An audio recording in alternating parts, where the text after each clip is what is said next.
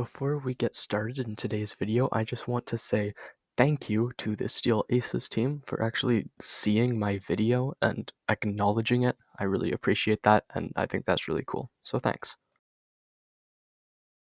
During the Aquino Tank Weekend, you were able to play Steel Aces. They had computers set up, and there was PvE battles that you could play. And there was one thing that I noticed about these battles that I didn't see on the Sunday test. As you can see, one of the images on the launcher in the image carousel is the Leopard 2A4. But this tank wasn't in the Sunday test, and I don't think it was in any tests before this, but you were able to play it at the Aquino Tank Weekend, and that's exactly what I did. Unfortunately, I don't have any gameplay to show you because I wasn't able to record. But this tank, the Leopard 2A4, we haven't really seen much of it, even on the Patreon, not in the news articles on the website. The only place that we have actually seen the Leopard 2A4 so far is, I think, 2 years ago on Patreon, where we got two screenshots of the Leopard 2A4. The Leopard 2A4, if I remember correctly, is the only tank that I saw there that is above rank 10. It's a rank 14 vehicle, and as someone who has really only played World of Tanks, I haven't really seen any of these modern tanks before in a game. So I was really interested to see how it's different from the other vehicles. But since I don't have any number stats to share with you, I can really only do my best to guess at the stats it has. Um, so I'm gonna just share with you what I remember and how it performs and how its unique armor works. So I can really only share general stats that stuck with me from my time playing this vehicle at the Aquino Tank Weekend. And first, I have to say that um, I just want you to know that these are like estimations. I don't know for sure. Because like there aren't any stats posted anywhere, right? So I'm just telling you what I remember from when I played this at the Tank Weekend. Starting for hit points, I believe it was somewhere close to 3,000 hit points. Um, which I mean, for a such a mobile rank 14 tank, I guess that doesn't sound too bad, but then to be fair, I don't have any other modern tanks to really compare that to.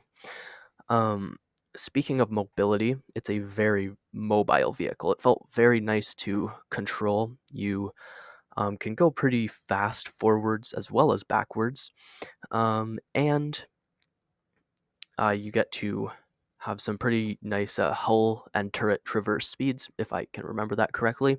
I just remember that it felt very nice in general to control the tank. The gun handling, I felt like the aiming time and the dispersion while moving were both really, really, really nice. So I guess I'm pretty sure that's similar to the Leopard 1 in World of Tanks, although I don't have that vehicle, so I wouldn't really know. The alpha damage of the gun, I believe it was around 500. I never really checked the alpha damage, but it was quite high. Um, and the reload, I'm pretty sure I remember this exactly as 7.4 seconds, which gives it quite good DPM. I remember the penetration on the first ammo type as being over 400, at least. I don't remember exactly, but it was pretty good. Um, I didn't fire the second ammunition, which I think was a type of heat, um, because of its unique armor, which I'm going to tell you about now. I believe the turret face is a kind of spaced composite armor. Maybe just composite, it might not be spaced, but I'm not entirely sure. But it's very thin, right? So you could go through the turret with any kind of like standard round armor piercing variant.